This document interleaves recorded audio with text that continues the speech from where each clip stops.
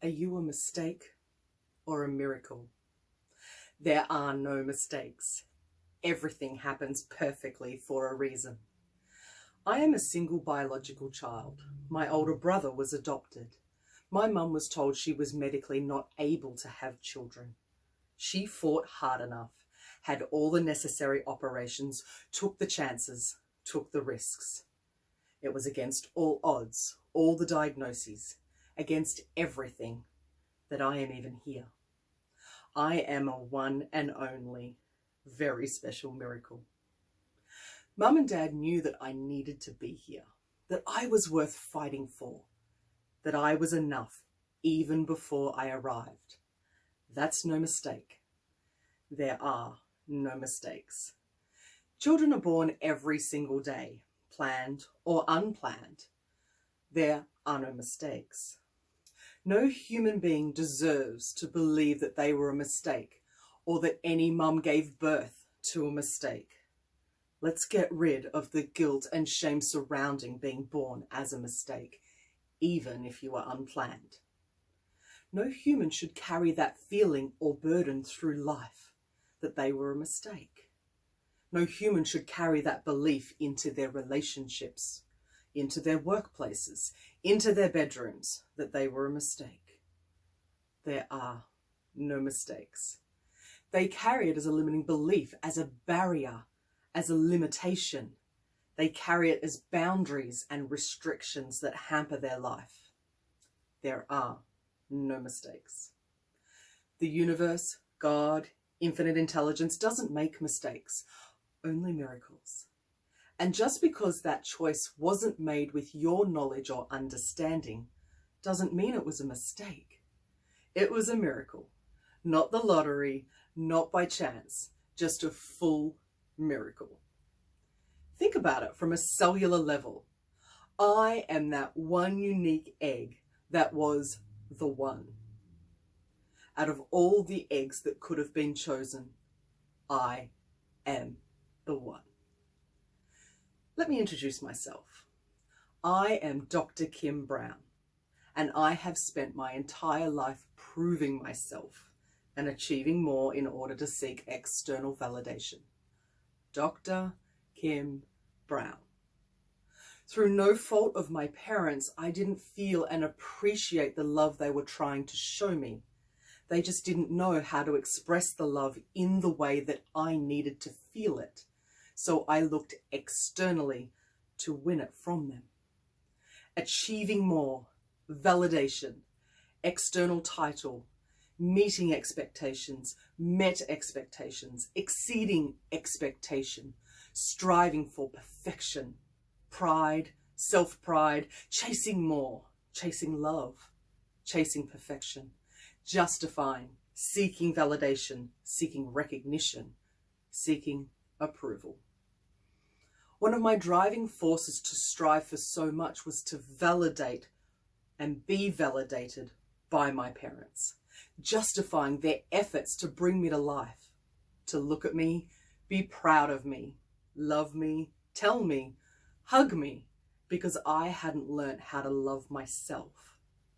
Humans seem to seek external validation from many sources.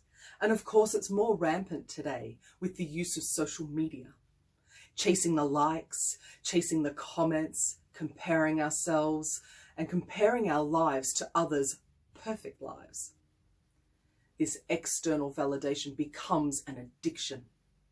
Successful social interactions and the neurotransmitters released during such interactions can be one of the most fulfilling stimuli for humans. So we chase the addiction of external validation. Another like, another share, another comment. In a world of external validation, we are seeking it in some way, and we shouldn't need to. I was addicted to seeking validation and approval by my parents. But I was seeking validation from my parents because I didn't yet think I was good enough. Surely they would be proud of me if I got a great education, a great title, achieved something more, doing more, addicted to more. I was achieving for all the wrong reasons. I was seeking validation from my parents, from my clients, from my patients, from my family, my friends, my loved ones. Always striving for approval and external validation, external acceptance, external love and pride. Always chasing more. Validation via a title or an achievement. Because I didn't feel good enough, loved enough, didn't feel worthy enough, didn't feel like anybody else was proud of me. Too much was never enough. Always seeking more. It was never enough. And even if they were proud of me, what I thought of me should have been the most important thing of all. You see, validation became an addiction for me. I craved more validation, like a drug addict chasing the next fix of well done, excellent work, keep it up. Backing up their expectations, chasing more, seeking perfection, doing more, always more. Now don't get me wrong, I am very proud of me. By the end of this talk, you will have learnt about how I overcame this. You will see how my feelings and emotions have changed. Later on, I will tell you how I think about myself today. Looking back, I was achieving it for all the wrong reasons. I was achieving it for other people's happiness, other people's fulfillment, not even my own. I was getting my fulfillment through other people's happiness, other people's pride, other people's fulfillment. Now, achievement does not equal fulfillment. Success does not equal happiness. Money does not equal wealth. Now, it doesn't have to be that way anymore.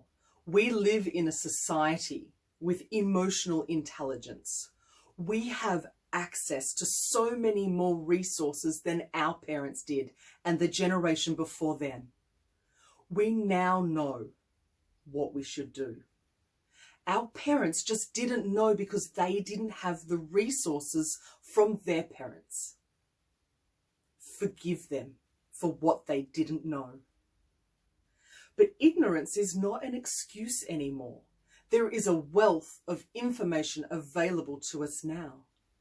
We know that we should love our children and openly tell them every day.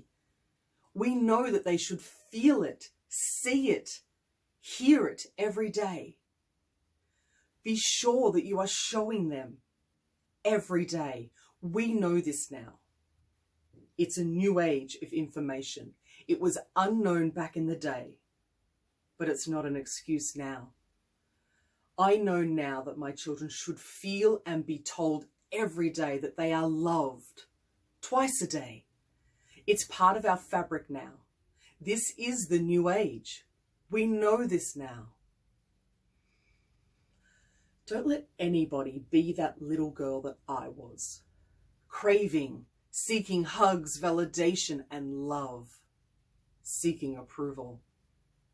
How full is your children's love tank? How full is your child's cup? Do you help them fill it up every day? What would happen if your child believed that they were enough every day without even having to prove it? What would happen if you told your child you love them every day just because they exist? How would your child feel hearing that every single day? Don't let anyone go through life thinking they are not enough, that they need to be validated externally. Our past doesn't need to dictate our future. I certainly ensure my children know that they are enough, that they are loved. I make sure they hear it, feel it, see it every day. We have a responsibility to our children to help them believe that they are the miracle they are. Tell them every day.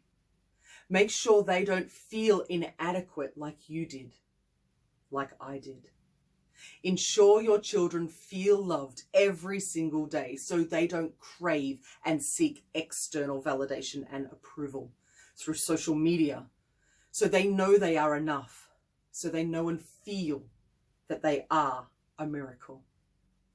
Let's not continue the status quo that we experienced. Let's show the current generation that it is a beautiful world filled with love and miracles. There are no excuses, the same way there are no mistakes. We have the knowledge, we have the resources.